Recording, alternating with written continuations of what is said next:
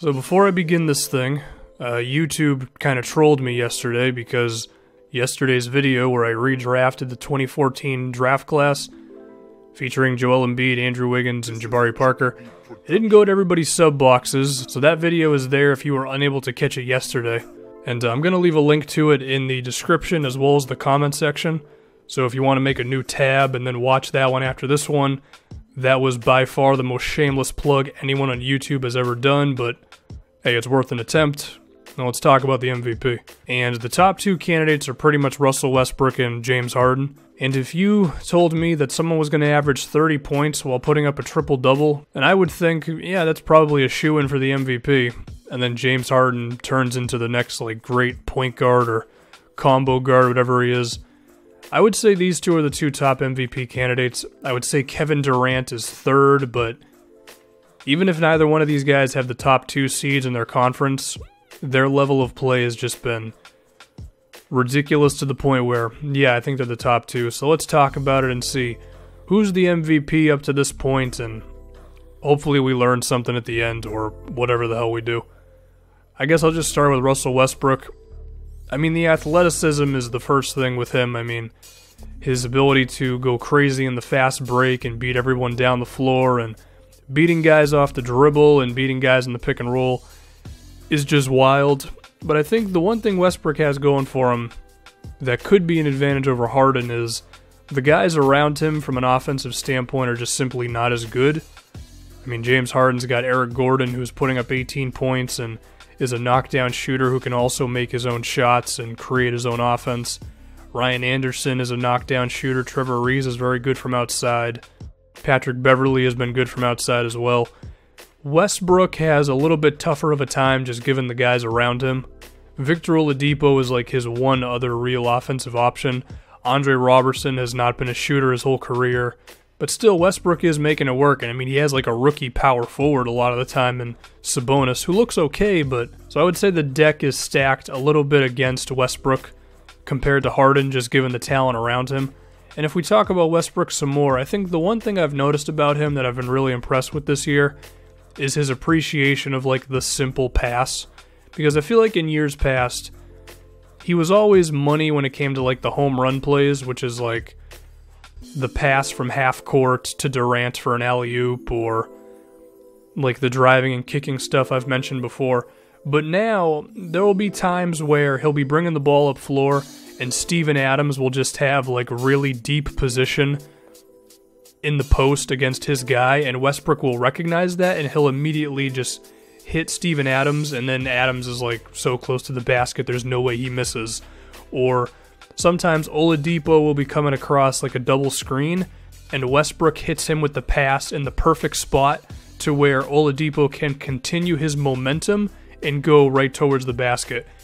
And I'm not saying Westbrook didn't do these things before, but I think as he's gotten older and just better as a basketball player, he's recognizing these sort of moments and he's willing to make the pass more often. Whereas I feel like in the past, sometimes it was like, you know, if it wasn't a sure thing, he wasn't always going to make the play.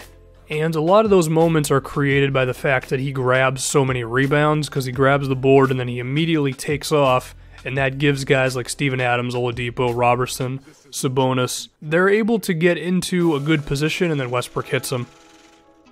It also helps that he has so many guys who are willing and able to run the floor as well. I mean, Enes Kanter and Steven Adams move pretty well in a straight line. I mean, Kanter might suck when it comes to lateral ability to play defense, but when it comes to running in a straight line in a fast break, he's actually okay.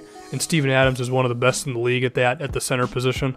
Then, of course, Oladipo and Robertson are perhaps the two most athletic wings in the league, or the most athletic combination of wings in the league, I should say. Then you also add Jeremy Grant to that, who has been awesome for them. They traded him for Ilyasova, and he was always a defender and an athlete, but now he's been making his threes as well. So Westbrook's just been great, and I think it's kind of Allen Iverson-esque, the way that he's been able to carry a team offensively that's full of a lot of defensive players. I mean, Oladipo has grown into a nice offensive player, but we look at guys like Robertson and Steven Adams. I mean, Westbrook's getting these guys wide open looks, and that's the way that they're able to contribute when it comes to scoring. I think Jeremy Grant's another example of that. So you could say that Westbrook has a tougher time offensively, just given the guys around him and OKC being 16th in offensive rating. Now when we look at James Harden, I mean, the template for this team was established very early on in the season. And we could all see what they wanted to do with surrounding Harden with shooters, putting him at the point guard position, or... I mean, he's really like the shooting guard who just has the ball all the time, so interpret that however you wish. And it's working out beautifully, as the Houston Rockets are second in offense and 16th in defense, which is the crazy thing, that they've actually been able to grow into a decent enough defensive team while also being like elite offensively. And with Harden, I mean, pick and rolls, isolations, it's pretty much the name of the game with him.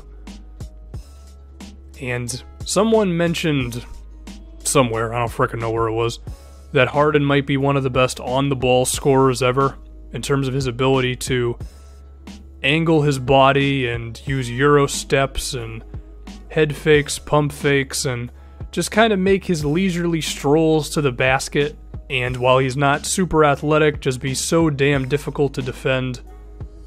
I mean, I don't know. I'm sure he's up there. His craftiness is just otherworldly, it seems. I think one thing that gets underrated with Harden is how big he is, because he draws a lot of contact, but then he's also able to still finish through the contact, and I think that's because a lot of the time, like, if you're on him, you just kind of bounce off of him, because he's a decently big dude. He's not LeBron James, but Harden does have some very good size. But of course, the revelation for this season for him has been the playmaking, as he's averaging about 12 assists at the moment. Similar to Westbrook, he has those times where he grabs the rebound, he gets out on the break, and then he's able to hit either Trevor Ariza or Ryan Anderson or Clint Capella or Eric Gordon or Patrick Beverly or Sam Decker.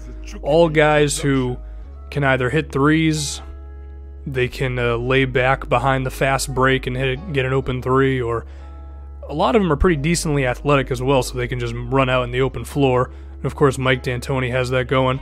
And then the half-court offense is just very difficult to defend. It's very, like, obvious what their half-court offense is, but if it's unstoppable to deal with, then hey, screw it, keep rolling with it. So, I mean, these two are really damn good, and I think the separation between their performances is, like, pretty nil. One thing I should mention is James Harden, his defense has actually been kind of okay this year. There was a play against the Milwaukee Bucks where he had a chase-down block. Like, what? Did we ever think Harden would be doing that? I mean, he's still vulnerable on that side of the floor, but I think it's just his attention to the team overall that's been great for Harden. And like I just mentioned, I mean, the separation between them, it's pretty low. I think one thing we look at a lot with the MVP type stuff is like, who has the harder job? I mean, I think offensively you could say Westbrook, just because the talent around him is slightly not as good, not as many natural shooters, and he doesn't have an offensive player on his team like Eric Gordon. Although Oladipo is not too far off, but at the same time, Harden's doing a hell of a job carrying his guys as well. It's tough, man. It really is. I mean, as players, I would say Westbrook's a little better defensively. He is erratic. Throughout an 82-game season, he does blow defensive assignments. But when it comes to like a big moment or like a 6-minute stretch and Westbrook really locks in, he can be a fantastic defensive player. I think Harden does not have that ability. I'm just trying to think of little things that I can do to separate them. Honestly, if I had to pick one, I'd probably lean towards Russell Westbrook, because averaging a triple-double while carrying the team he has offensively, which in my opinion, again, is just like a little not as good as James Harden's roster, I think I would give the edge to Westbrook, but at the same time, if I do this same video tomorrow, I might say James Harden. It's very close between these two. I think if we just look towards the season a little bit more, I think OKC, to help out Westbrook, could acquire like a stretch 4 or something. Funny enough, they had one earlier in Ersan Ilyasova, but they traded him for Jeremy Grant, and I'm happy with that move because Grant's been good. But someone else who can be a shooter and an offensive option to help Westbrook out a little bit more. And then for the Rockets, I do think they could use a better player in Corey Brewer's spot, because Corey Brewer just sucks. But as of right now, I think I'd have to give the edge to Westbrook. I mean, 30 points with a triple-double while having, in my opinion, a slightly worse roster. I think that gives Westbrook the edge.